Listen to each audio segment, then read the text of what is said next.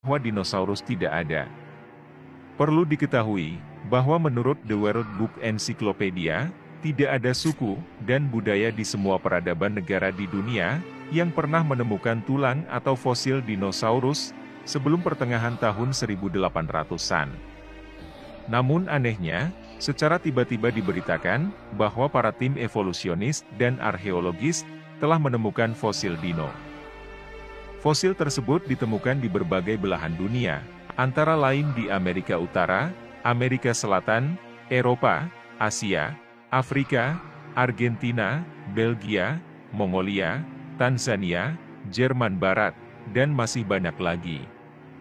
Perlu diingat, bahwa semua daerah yang disebutkan itu, telah dihuni dan dieksplorasi selama ribuan tahun sebelum abad 19. Namun anehnya, mengapa tidak pernah ditemukan fosil dino? Sungguh aneh bukan?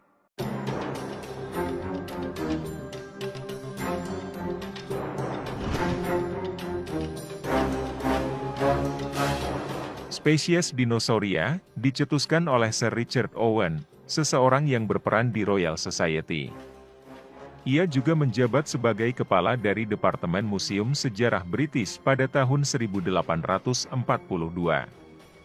Dengan kata lain, spekulasi keberadaan dinosaurus bukan dihipotesiskan oleh ilmuwan, sejarawan, atau arkeolog, melainkan oleh seseorang dengan gelar kepala museum. Abad ke-19 bisa disebut sebagai abad kejayaan paham evolusi. Saat itu, belum ada pemberitaan ditemukan fosil dinosaurus. 12 tahun kemudian, yaitu 1854, diberitakan bahwa Ferdinand van de Veerheyden menemukan beberapa fosil gigi tak dikenal di pinggiran Missouri River Amerika, dan hal ini seolah menguatkan hipotesis Owen. Gigi itu akhirnya dikirim ke ahli paleontologi terkemuka, yakni Joseph Leidy. Setelah beberapa tahun diteliti, Leidy menyatakan bahwa itu adalah gigi dari Trachodon, salah satu hewan purbakala kelas dino, yang merupakan nenek moyang dari seluruh binatang yang ada di saat ini, dengan teori evolusi sebagai pondasinya. Sampai sini, muncullah pertanyaan bagi orang yang berpikir kritis dan logis. Apakah logis merekonstruksi seluruh binatang purba dengan dasar hanya beberapa gigi? Jika memang fosil dino itu ada, mengapa sebelum abad ke-19 tidak pernah ditemukan, atau paling tidak dikenal di setiap peradaban dalam sejarah manusia? Bukankah aneh, secara tiba-tiba dikatakan, bahwa nenek moyang dari seluruh binatang, serangga, unggas, dan mamalia, adalah reptil dengan dasar teori evolusi? Presiden Amerika Serikat pertama, George Washington, tidak tahu dinosaurus itu ada, tetapi dia mungkin berpikir bahwa raksasa itu ada. Dalam buku The Dinosaur Project disimpulkan, bahwa sampai hari ini, tidak ada kerangka atau fosil dino ditemukan secara utuh atau lengkap. Semua rekonstruksi yang ada saat ini, adalah rekayasa. Hal ini merupakan situasi yang semakin menguatkan, bahwa dinosaurus tidak pernah ada. Jurnalis paleontologis Wayne Grady mengklaim, periode setelah ini, dari sekitar tahun 1870 hingga 1880 menjadi sebuah periode di Amerika Utara, di mana beberapa aktivitas rahasia paling curang dalam sejarah ilmu pengetahuan telah dilakukan. Dalam apa yang dikenal sebagai The Great Dinosaur Rush, atau Bone Wars, Edward Drinker Chope dari Academy of Natural Sciences, dan Othniel Marsh dari Peabody Museum of Natural History, memulai persaingan seumur hidup, dan bersemangat untuk dinosaur hunting, atau perburuan dinosaurus. Mereka yang awalnya teman, menjadi musuh bebuyutan selama perseteruan legendaris yang melibatkan persaingan, fitnah, penyuapan, pencurian, mata-mata, dan penghancuran tulang oleh kedua pihak. Marsh dikatakan telah menemukan lebih dari 500 spesies kuno yang berbeda, termasuk 80 dinosaurus. Sementara Chope menemukan 56 spesies.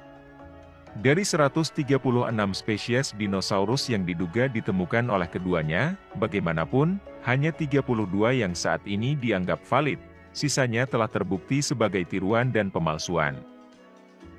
Tak satu pun dari mereka yang pernah mengklaim telah menemukan kerangka secara lengkap, sehingga semua pekerjaan mereka melibatkan rekonstruksi. Pekerja-pekerja yang mempunyai kegiatan dengan dominasi menggali-gali tanah, seperti petani, pekerja bangunan dengan alat berat, pembuat terowongan bawah tanah, pekerja galian pipa, dan pekerja tambang, tidak pernah diberitakan menemukan fosil dino. Fosil-fosil itu selalu diberitakan ditemukan oleh orang-orang dengan kepentingan pribadi, seperti ahli paleontologi, arkeologi, ilmuwan, dan pekerja museum. Padahal, pekerja-pekerja yang disebutkan tadi lebih sering berurusan penggalian dasar bumi. Dinosaurus pertama yang ditampilkan di publik adalah Hadrosaurus vowolki di Edward Drinker Hobbs Academy of Natural Sciences in Philadelphia. Apa yang sedikit orang tahu adalah bahwa tidak ada tengkorak yang pernah ditemukan dan tidak ada tulang-tulang asli yang dimasukkan ke dalam pameran publik. Seorang seniman visual dan skulptural disewa untuk menciptakan sebuah tengkorak dan dari ilustrasi seniman lain yang telah menggambarkan iguanodon. Kedua seniman itu menggambar wajah yang sama dari Hadrosaurus vowolki. Robin Kofoed dalam The Dinosaurs Never Existed mengatakan, sebagian besar orang percaya bahwa tulang dinosaurus yang ditampilkan di museum terdiri dari tulang nyata. Tulang dinosaurus asli tersimpan di dalam lemari besi tebal, dan hanya peneliti yang berkedudukan sangat tinggi yang memegang kuncinya. Ini berarti bahwa tidak ada peneliti independen yang pernah menangani tulang T-Rex. Hanya sekitar 2.100 tulang dinosaurus yang telah ditemukan di seluruh dunia, dan dari ini, hanya ada 15 set tulang T-Rex yang tidak lengkap. Kumpulan tulang-tulang dinosaurus ini tidak pernah membentuk kerangka lengkap. Tetapi dari tulang tidak lengkap ini, ahli paleontologi telah membangun hipotesis tentang penampilan keseluruhan kerangka yang mereka pamerkan dalam plastik. Jika ribuan reptil berleher panjang dan karnivora besar benar-benar berkeliaran di bumi, kita tidak hanya akan menemukan 2.100 set tulang dinosaurus, tetapi jutaan tulang, dan bisa-bisa banyak orang yang tersandung ketika menggali petak sawah mereka. Kebanyakan orang berpikir, kerangka dino yang ditemukan adalah tulang asli. Silahkan ketik Dinosaur Skulls di mesin pencari, Anda akan menemukan bermacam-macam bahan-bahan replika yang dibuat oleh para penyusun tulang dino. Salah satu supplier pembuat tulang dino palsu adalah Zigong Dino Ocean Art Company di Sichuan, Cina. Museum ini memamerkan sejarah alam dari berbagai dunia, dan salah satunya adalah kerangka dino ultrarealistik yang memang terbuat dari tulang sungguhan. Tulang sungguhan yang dimaksud sudah tentu bukan tulang dino. Bahan dasar tulang-tulang berasal dari hewan-hewan yang kita juga tahu, seperti ayam, anjing, babi, katak, kuda, kucing, dan lain-lain. Tulang-tulang itu dicampur dan dilebur dengan lem, resin, dan plester. Beberapa tulang buatan itu dibuat seolah-olah retak atau patah dan seolah-olah kuno untuk membuat efek purbakala yang tepat, agar menunjukkan seolah itu adalah benar-benar tulang dino dari masa lalu. Perusahaan supplier Cina yang disebut tadi adalah sebagian kecil supplier tulang dino replika. Sebetulnya, masih banyak perusahaan sejenis itu. Bisnis ini terbilang sangat menguntungkan, lantaran tidak perlu mengeluarkan biaya riset sungguhan untuk mencari tulang dino. Untuk membuat tulang-tulang itu, cukup dengan imajinasi dan manipulasi, sementara anggaran yang diajukan klien adalah anggaran riset sungguhan. Fakta di lapangan, tulang rekonstruksi T-Rex laku terjual di pelelangan seharga $12 juta.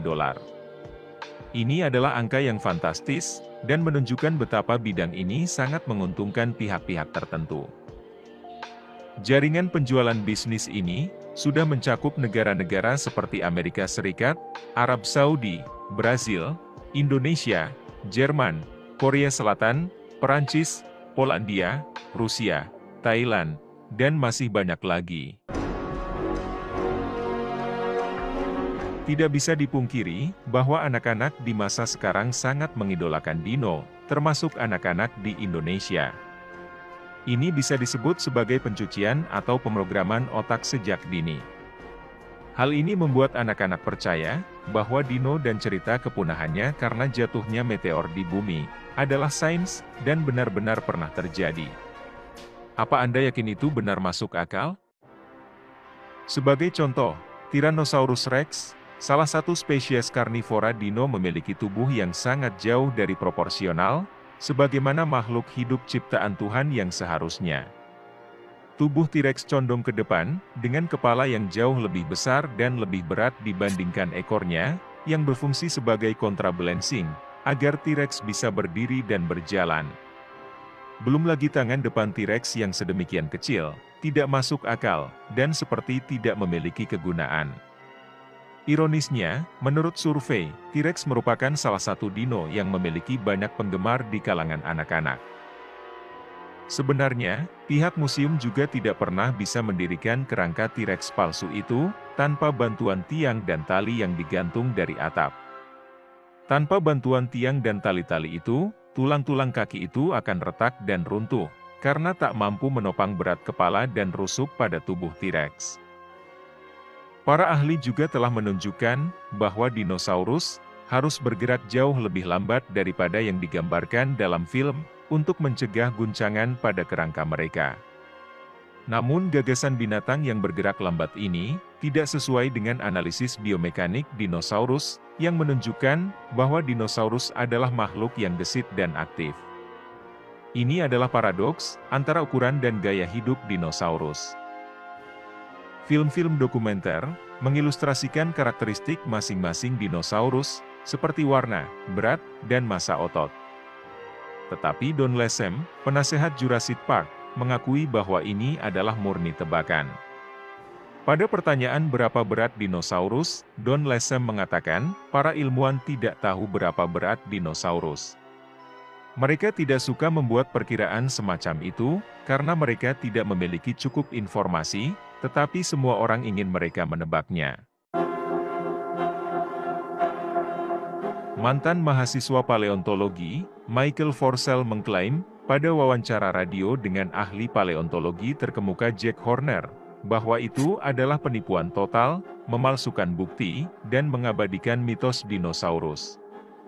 Dia mengatakan, saya memulai karir di bidang paleontologi, lalu meninggalkan studi saya, setelah saya menyadari semuanya itu palsu. Itu tidak masuk akal. Sebagian besar yang disebut kerangka di museum, sebenarnya cetakan plester. Mereka bahkan melakukannya secara terbuka di film-film dokumenter saat ini. Sebagai mahasiswa saya kesulitan, terutama karena saya tidak dapat membedakan sel telur yang memfosil dengan batu biasa. Dan tentu saja tidak ada perbedaannya.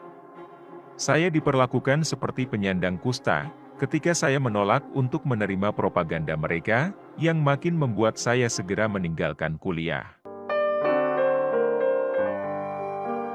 Banyak yang mengklaim bahwa jika fosil dinosaurus itu menunjukkan penanggalan radiometrik bertanggal hingga puluhan juta tahun yang lalu, keaslian fosil itu telah terbukti. Faktanya, bagaimanapun, bahwa metode yang digunakan untuk menentukan tanggal fosil dinosaurus tidak melibatkan pengukuran fosil sebenarnya. Tetapi, melibatkan batuan di dekat tempat fosil-fosil itu ditemukan. Sebagian besar fosil ditemukan di dekat permukaan bumi.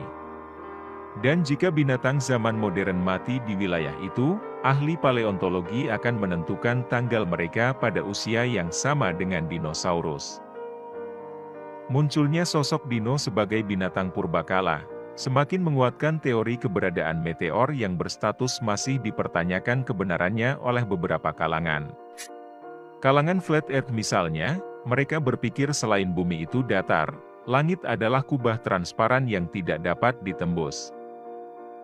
Jika sejarah membuktikan langit tidak dapat ditembus selama 4 tahun, maka tidak mungkin ada benda langit jatuh ke bumi, termasuk meteor. Salah satu alasan utama, mengapa evolusionis membutuhkan keberadaan dinosaurus, adalah untuk menjawab masalah rumit yang ada dalam teori evolusinya. Termasuk klaim tentang binatang laut yang berevolusi menjadi penghuni tanah, reptil berevolusi menumbuhkan bulu lalu terbang menjadi burung, serta reptil lainnya berevolusi menjadi berdarah hangat, melahirkan adanya kelenjar susu hingga menjadi mamalia. Melalui garis waktu multijutaan tahun dari imajinasi dan berbagai bentuk dinosaurus yang diharapkan, ahli paleontologi telah mempromosikan berbagai dinosaurus laut, reptil, burung, dan mamalia untuk menjembatani celah evolusi ini. Namun, tidak ada bulu asli yang pernah ditemukan dengan fosil dinosaurus. Pada tahun 1990-an, banyak fosil dengan bulu ditemukan di Cina. Tetapi ketika diperiksa, Dr. Timothy Rowe menemukan apa yang disebut burung Confuciusornis adalah tipuan yang rumit. Dia juga menemukan Archaeoraptor yang tersusun dari tulang-tulang dari 5 binatang yang berbeda. Ketika Dr. Rowe mempresentasikan penemuannya kepada National Geographic, kepala ilmuwan itu dilaporkan mengatakan, semua itu telah diotak-atik. National Geographic lalu melanjutkan dengan konferensi berita dan cerita media tentang fosil Archaeoraptor yang asli, dan telah menemukan mata rantai yang hilang dalam evolusi. Namun penipuan itu kemudian terbongkar, ketika CT scan yang menemukan tulang yang tidak alami. Majalah National Geographic kemudian dipaksa mengakui bahwa fosil itu buatan manusia. Alan Feduccia dari University of North Carolina, salah satu ahli ornitologi atau ilmu pengetahuan tentang burung menyatakan, saya telah mempelajari tengkorak burung selama 25 tahun, dan saya tidak melihat kesamaan apapun. Asal-usul teropoda burung, menurut pendapat saya, akan menjadi penghinaan terbesar bagi paleontologi abad ke-20. Larry Martin, ahli paleoornitologi University of Kansas mengatakan, untuk mengatakan yang sebenarnya, jika saya harus mendukung asal burung dari dinosaurus dengan karakter-karakter seperti itu, saya akan malu setiap kali harus bangun dan membicarakannya.